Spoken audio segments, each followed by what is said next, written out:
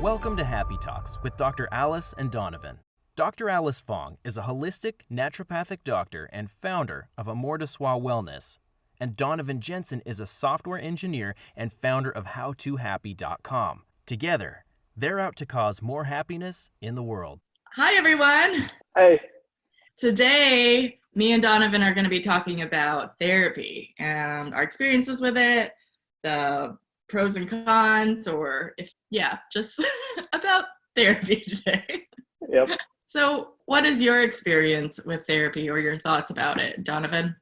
Yeah, so it's kind of a long history, but I have actually never been into a therapist's office, actually.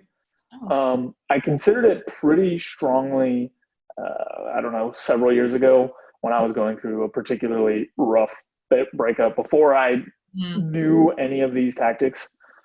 But the problem at that point was that I kind of was a little bit feeling like it wouldn't help. It was a weird position because I had studied psychology and I felt like I should have had the tools to be able to work through some of my problems myself, which is extra interesting because through that curriculum, it was brought up multiple times how important or how useful therapy can be. But still, I wasn't in a position where I felt like I wanted to do it. I think I went to one kind of like an intake or like kind of a get to know you type of thing for a therapist. Yeah. But then I ended up talking myself out of it, which is crazy because that's exactly what I needed at that moment. But yeah, so in the years since, I have still never formally gone to therapy. I have used an online, text-based version as just kind of experimenting to see what different tools were. But I really feel like that's part of my experience, part of my tool set that I really haven't explored as fully as I could have. I have heard this story from a lot of people, like that hesitation to go to therapy. And I think that really brings a really good point. I completely understand like wanting to figure it out on your own. And given that you studied psychology, that you should be able to figure it out on your own. But I hear this from a lot of people, that hesitation, or do you feel like there was some sort of taboo or stigma of going to therapy might influence your perspective of yourself or other people's perspective of yourself? Is that what kind of hindered you? Yeah, definitely that was a part of it. Not so much the social part, because I've never, or at least the past 10 years or so, not really cared about that very much. Yeah. But at a personal level, there was some part of me, some messaging, signaling system saying, you should be able to figure this out. You studied this stuff. You should be able to do it on your own. You already know everything they're going to tell you, which now, looking back, is just a really bad mindset. Like, it's so useful to have an outside perspective, especially from someone who's been specifically trained or practices every day in helping navigate through problems. So when I was conceptualizing about it, I kind of thought of like, oh, you'll go in and you'll get this person who tells you these psych tricks, right? These different tactics or whatever that you can use. Right. And I felt like I was already familiar with that. But it wasn't until later when I did some coaching stuff, like I had a coach at one of the jobs that I had recently. And it wasn't until then that I realized how really useful it is when someone with training can kind of guide you through the process, even if you already know some of the tactics and some of the ideas. It's so easy to get caught up in my own mind. I'll just speak from my own experience, but it's so easy to get caught up in my own thinking and my own, oh, I'm going to do this tactic, I'm going to do this tactic. And just having someone else outside to break down some of those paths that I started going on opens up a huge amount of possibilities and insights that I wouldn't get otherwise. So even if there is no new information, even if there is no new, which I was wrong, there was, but even if there was nothing new right. that I didn't know, just having someone else to bounce ideas off of that's been trained in a way to receive and reflect that usefully, right? Because if we ask just a random person for advice, they may or may not be calibrated on ways to do that effectively. Whereas in therapy or coaching or any of these occupations that people are practicing and training to do this, the quality of guidance and the quality of just collaboration is so much higher.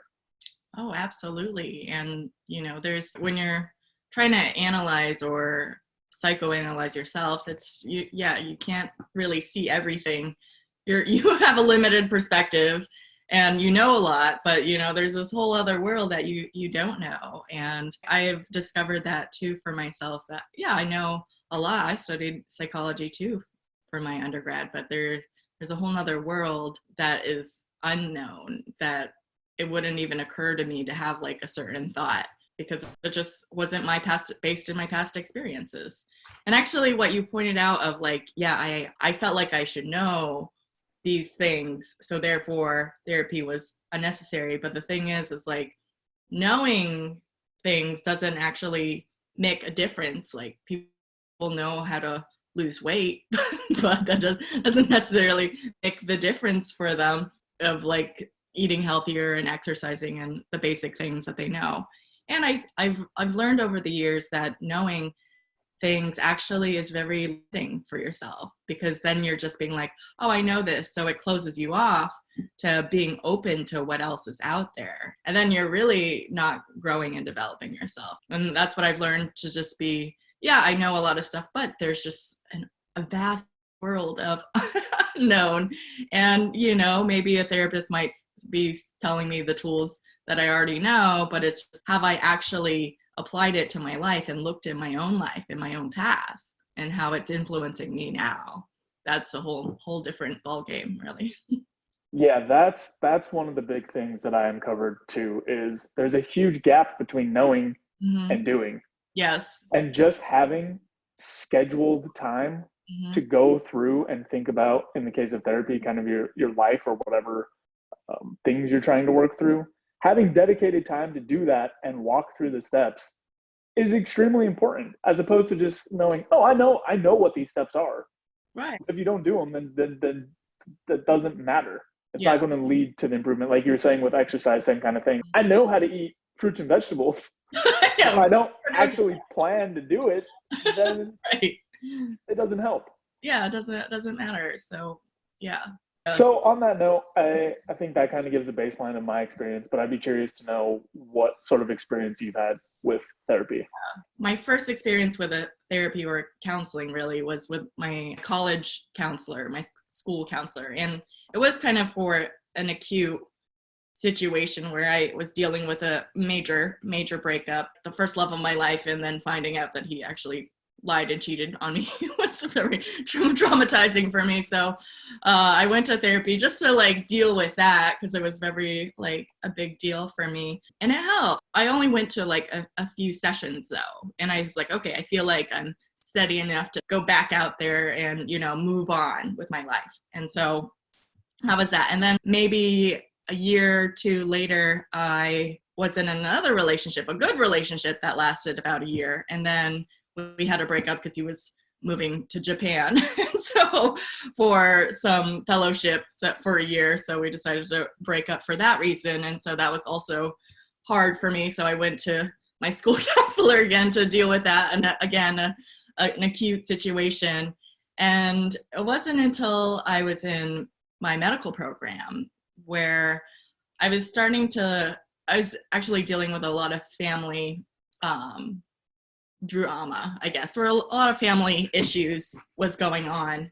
And I realized that, and I started seeing my school counselor at that point, and it started to occur to me that, wow, maybe there's certain patterns that I have that I know, but they're not like breaking free of them. The type of man that I date, you know, they all seem to be emotionally unavailable to some point, and why am I having challenges with that? And really delving into the past of my relationship with my parents and how that influenced everything, and realizing that, you know, maybe there's more to explore that I haven't even thought of. And it really, and I ended up working with that counselor for a year or two, I think, and it just really benefited me in a lot of different ways. And it just kind of opened my mind to like all these other tools that could be beneficial for me, like a meditation retreat and personal development courses and books, all sorts of things. And I remember my therapist giving me an example of a scenario of like this mother and daughter, and they get in a conflict, and what would you say or do to resolve that conflict? And I said one thing that I thought was a really good answer. And then she was like saying another example of another answer. And I was like, mind blown at how amazing of an answer her answer seemed to be. And I was like, that never even occurred to me. So I don't even remember what the situation was, but I remember her answer being like, wow, that's pretty profound. And that is really amazing. Although after a while, and then even after I finished med school, I continued work as a therapist. But I feel like at a certain point after a few years, I discovered a lot about myself and my past, but I felt like I plateaued with my progress. I was making huge progress in the beginning after a first year or two, but then I felt like I plateaued. And that's kind of where I needed to explore other maybe modalities, because this is what I say to a lot of my patients, that, you know, I think in traditional talk therapy, not everyone, you know, there's all sorts of different practitioners out there, and, you know, you can always continue to make progress regardless with who you work with. But for myself, I felt like I made huge progress, and then I plateaued. And I think for me, it was just that you can intellectually understand why you do certain things, but it doesn't necessarily stop the behavior or the action or the thought that continues. Like, I know I am dating these types of guys because of my relationship, but that's not necessarily stopping what was going on. And so I explored other modalities of more I don't want to say off brand, or just like different types of modalities. I tried like hypnotherapy, which I actually practiced myself. And the thing that really helped was EMDR, which is eye movement desensitization reprocessing. And that actually kind of has you go back into your past and kind of like, I can't even really explain it that well, but it kind of like does these motions back and forth. She had me hold these things that buzz back and forth, and like that kind of causes your eye movement to, and I don't know. Yeah, I'm butchering the explanation. My therapist will explain it better because I don't do it myself. But it has made a huge difference, and it kind of had me go back into my past and really kind of relive, not even like traumatic experiences, but I remember from that, I had one moment from when I was 8 or so. She had me think of moments where I felt like a disappointment or not good enough or all those things. And that came up for me was this time when I was 8 and my dad wanted me to take this Chinese water playing class, and I didn't want to take it. But when I told my dad, I don't remember what he said, I felt like such a disappointment of a daughter, and that I was like good enough. And that was just, you know, one of many incidences of that happening. And it kind of helped me free from that. And after that incident, I was actually able to get into a long-term healthy relationship of almost 4 years. And that really made a difference. But then I continued on my self-exploration work with other tools like landmark or personal development courses. And that blew up. Like there was a whole nother world that I discovered in that. And we can make that a whole different episode. It's like, I could talk about that for hours. Yeah. Yeah. So it sounds like the main benefits that you got out of it, if I'm to summarize kind of what you said, is that you got some dedicated time. So basically therapy was a resource for you, or counseling. Yeah. That came up a couple times in like, I will say more dire situations. I don't know if that's really the right word. That might be a little too dramatic, but like, more emotionally taxing situations. Yes. And then you saw pretty quickly that it helped you through these situations. Then when you stuck with it longer term, you kind of got up to a point where you were ready to seek out other tactics, other different ways of exploring. But the first couple pieces laid like a foundation for kind of that further exploration. It sounded like to me when you said that you plateaued, that you had reached a point where you had kind of resolved whatever you went in for originally, or at least largely made, like you said, progress. Yeah, So it seems like therapy is a really good tool. And I actually, I have a question for you, but it seems like it's a really good tool to like really knock out super specific things, especially if they're causing a lot of problems for you. Yeah. And then you can open up and kind of explore some of the other stuff. But I did have a question in terms of, do you think that that plateau would have been broken by switching providers, like having someone to start fresh and kind of talk about different things with? Or do you think that it was a factor of the kind of style itself?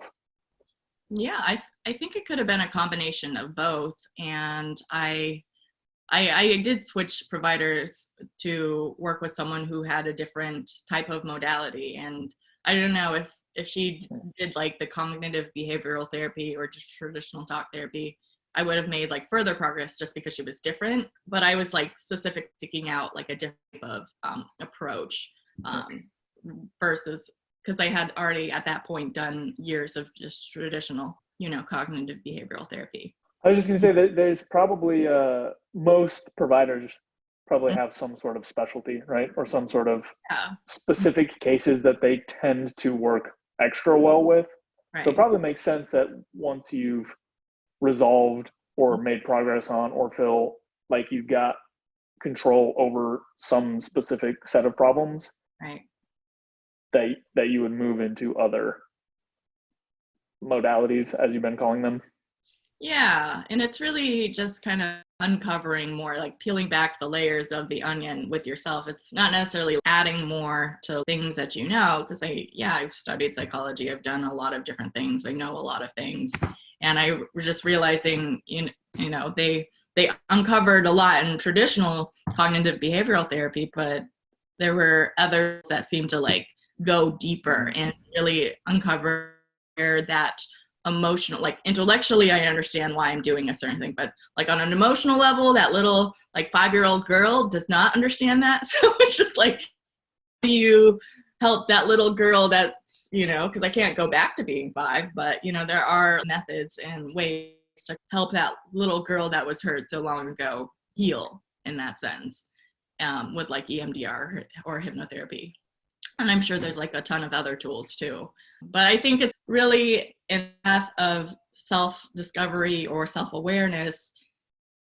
When you're just first starting out, just talk therapy could be huge. You can make huge progress with that. And I think the further you get into it, you just begin to realize, I don't know anything at all. And it's just like give up everything that you know and really be open to, what you can discover more about yourself. And there's endless amounts of what you could discover about yourself. And I don't know if realizes that. They're like, oh, well, I know myself. Well, yeah, you do, but there's just stuff you don't know about why you do certain things, what stops you in life, why you can't just like that person that broke your heart like a decade ago, why you can't get over that. Those kinds of things. I encounter people like that all the time, and they're like, yeah, so. Yeah, I always think about it in terms of like, I don't know, a garden or your front yard or something, right? You walk by certain physical places enough that you're like, yeah, I know this place really well.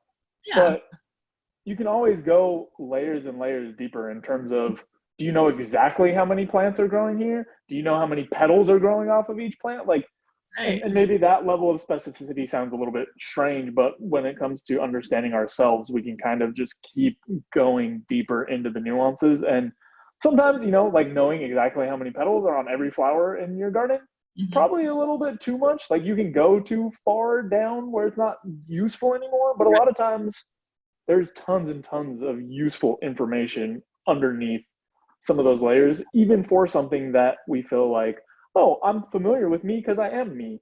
Right. But if you don't spend time actually exploring and trying to understand yourself, then it's not going to happen just by default. But I do think that's a very common feeling is, oh, I know me perfectly well because I am me. Right. Yeah. Yeah, that's a really, really good analogy. And yeah, there's just a lot of, even if you had the best childhood in the world, which, a lot of people do, and a lot of people don't, even that child with the perfect parents has these childhood wounds and traumas that impact and influence how they act and behave and think in their day to day. And I mean, I don't want people to dwell in the past and get caught in that, like, oh, it was so sad, it was boo-hoo me, I'm a victim. But to realize, you know, that influences you, and you don't have to let your past influence who you are today. And, you know, freeing yourself from your past is important, but also looking forward, what are the actions that would get me to whatever it is that you want for yourself, whether it's confidence or the self-love or just procrastinating less or eating healthier. I don't know what it is, but you know, there's always room to like explore. Yeah, going off of what you just said about going into the past, I do think it's the way that I try to look at it is always that there are very useful pieces of information in the past to use in future decisions. Mm-hmm. But I always think it's a little weird, or I have a hard time wrapping my mind around it when people do this like shoulda, coulda, woulda thing, right? Like, what if you had went to Harvard? I don't know. What if? I don't know what this question is. Like, Right. and I feel like a lot of people spend a lot of time in, what if I had made a different decision? Which that type of exploration of the past is not very useful at all. Yeah. It just keeps kind you of like sitting in like,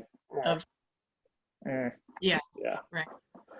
So I think that's the distinction, at least for me, is if you're exploring the past to find things to use now, or if you're exploring the past to just feel bad about things.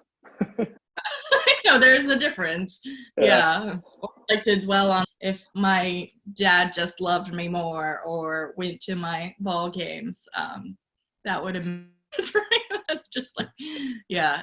I guess it's also forgiving the past, or just not holding on to those resentments or those angers or grudges or whatever it is from your past. Yeah, I mean, whatever that person did, you know, could have been absolutely hurtful. That's valid. But it's like if you hold on to that anger or that resentment into your future, that's really just hurting yourself. That, you know, that saying of when you hold on to anger or resentment, that's like drinking poison for yourself, even though you mean it intended for the other person. It's really, you know, giving yourself distress and upset. And it's like, you could choose whether you want to hold on to that or not. Yeah, you could be right, or you can, you know, be free and happy.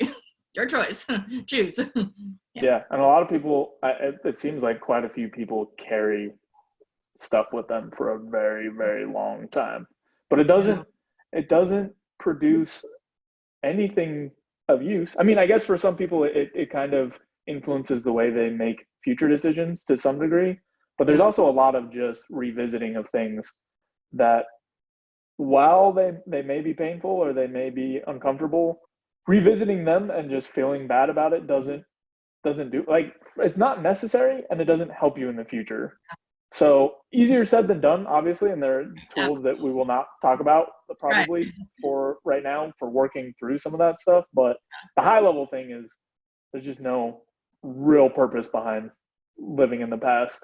I did have a question for you around, you kind of asked me how I felt in terms of stigma or social pressure. How did you feel in those terms when you went to therapy? I guess at different times, because it's different times of your life too. Different stages of my life through undergrad and then in medical school. For me, I guess I wasn't like adverse to doing it, but I didn't really see benefit before, you know, the backups and all of that. Before it was just not like a bad thing to do. I wouldn't judge someone if they went to therapy. I was like, cool. It was just like kind of more of an indifference. But then it was having that experience of going in it and having the benefits and realizing things about myself that I didn't know. Now I'm just a huge advocate. I think like everyone should go to therapy is my perspective, because you learn a lot of things in school, but you don't necessarily learn how to handle like your emotions and learn how to deal with your past baggage. And then there's just like a bunch of people walking around not knowing how to deal with that, so they're getting in fights with their spouses or just angry with people all the time, and it's just, or you know, they can never have a successful relationship. That's why they have 5 divorces. It's just like, maybe consider trying therapy, because maybe the problem is you. If you're having 5 divorces, maybe there's room to grow and explore what's the deal, and it's not all your spouse's fault or ex-spouse's fault. Just consider. I do think there's huge benefit too in getting access to these tools earlier. So in high school, being able to see the effects of going to therapy, as well as getting some of the more practical, useful tools for, it sounded like reframing, and I don't know what else you use, but Oh, I feel absolutely. like having exposure to that early makes such a big difference, because it seems like to me, the later that someone is in life, not always, Yeah. but a lot of times people are so ingrained with these patterns of thinking or habits or ways that they've solved problems in the past. Like you were saying, the way to solve this problem is to just stop being married. Like, I've already done this several times. Right. It's not that hard. Yeah. But I feel like people get into kind of these, they see solutions and paths that have worked for them in the past, but may have had some sort of fallout, some suboptimal outcomes. Right. And I do think it's interesting that the earlier you get a hold of some of this stuff, the more likely it is to lead to compounding those tools and tactics. Absolutely. And for me personally, my parents coming from a Chinese heritage, even though I was born in California, my parents super great at teaching me to work hard, which I like kick butt at, but learning how to deal with emotions was not their strong suit. So it's just like I had to figure it out all on my own with all the therapy and discovery work that I did. And I'm hugely grateful for everything that they did for me, and priceless tools, but I can't blame them for not having those tools themselves. And that was something I pursued myself because I realized, there's a lot there. But there's plenty of people who have emotionally, or parents that kind of like know how to deal with emotions in a healthier way, I guess, rather than just be like, don't do that, like kind of a thing.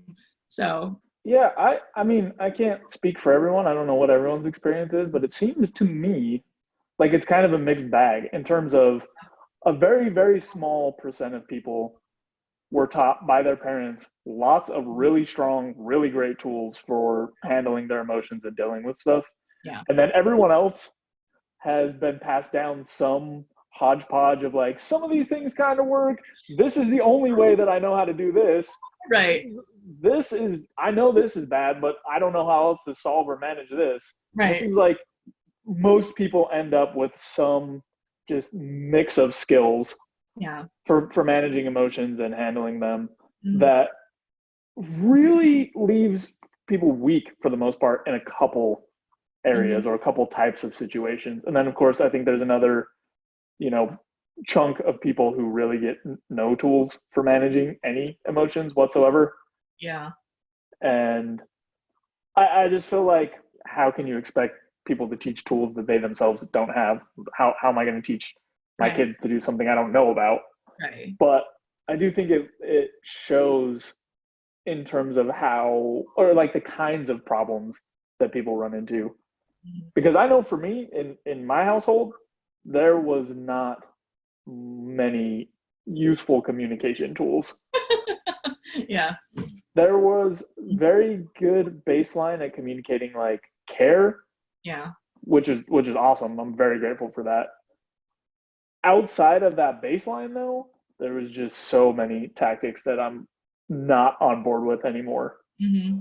And so many things that I just feel like if people just knew the difference in the ways that they can approach certain problems Mm-hmm. and how much better outcomes it could lead to, Right. they'd be so much more on board with going to things like therapy. Right.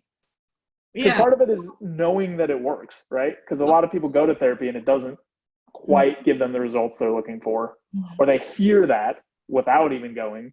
Right. But if you actually go and you actually know what you're trying to tackle, or you find someone who can help you figure it out, you can unlock some of these tools that probably were not passed down from your upbringing. Right. And you don't even know that they exist or how.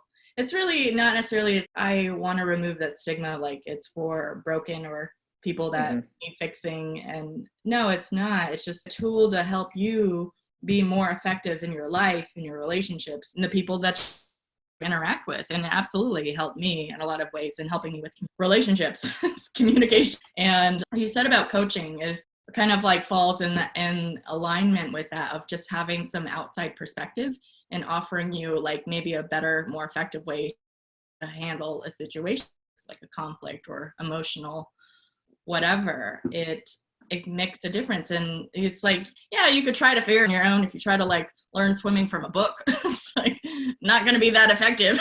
You need a coach. Oh, you're making this stroke this way, maybe try doing it this way, might get you there faster. Yeah, there's no wrong or right way. People do it at their own pace or whatever, but it's like, if you want to accelerate your progress, yeah, maybe you could figure it out on your own in like 5 years, 10 years, perhaps, if you read enough books. But, you know, if you work with a therapist, maybe it's like 1 year, who knows? Or maybe it's a few sessions, who knows? There could be a whole nother world of effectiveness in life that you are just completely oblivious to, and you just want to do it your way. So that's my 2 cents. Yeah, that's very much in line with the way that I've been thinking the last year or two in terms of different tools, which to me, it's a matter of how much investment you want to put into a particular tool and how quickly you're trying to resolve some particular thing. Yeah. So like you were saying, I think therapy can be useful for just about anyone because it will go through kind of your thought process and whatnot. But I think the strength of the tool kind of dictates your results. So like reading is a very weak tool. That's not to say you shouldn't read. It's just that it's very passive, right? It doesn't have much time commitment forced. It doesn't have much emotional commitment forced. It doesn't have much investment in terms of cost compared to other things. Therapy, on the other hand, is kind of the opposite, right? Where you go in with heavier investments. So the more you're investing in these tools, assuming that they're useful tools, the bigger and faster the results are as well. So to me, it's always a matter of thinking like, what problems are you trying to solve? How big are they? And how fast do you want to get them done? And then that will help you kind of choose which pathway to take. So for me, for example, I did it the slow way. I did it the 5 years, figure out, read books, do everything on my own type of way. Yeah. But you're right. If I had gone into therapy and gotten the same tools that it took me years to read out of books and apply, I would have got those same issues, those same insecurities knocked out in no time, as well as the things that aren't, like you were saying, like broken or wrong type of things, just better communication in general. Things like that I would have picked up so much faster. So I think it's really, I don't know, it's useful for me at least to frame it in terms of how powerful of a tool do I need for the thing that I want, and how fast do I want to be able to do it, and how much am I willing to invest in X, Y, or Z. Right, exactly. And you know, having it made me think of like, you know, when you're first learning something, you can understand it, but are you like a master after reading it 1 or 2 times around? Just like having more highly trained people to help you through that process can make a difference in yourself. I know, like for me, as far as like my communication and listening skills has vastly improved over the years with all the tools that I've been working on and implementing in the courses and the therapy and all of that, vastly. But then I like experience these even more effective leaders and coaches and all sorts of people that are like way better than me, and I'm like, wow, there's still a lot of room for me to grow. Like, yeah, I was here and I'm here, but there's like people up there, and it's just a whole different. Yeah, clearly I could keep going if I want to. Yeah. Well, I think that for the most part is all the questions that I have, or all the stuff that I wanted to cover. Well, thanks everyone for watching. Thanks. All right, we'll see you next time. You can check out more content at howtohappy.com. Also, don't forget to subscribe so you can stay up to date on the videos. We've also got a Twitter, Instagram, and Facebook that you can check out. See you next time.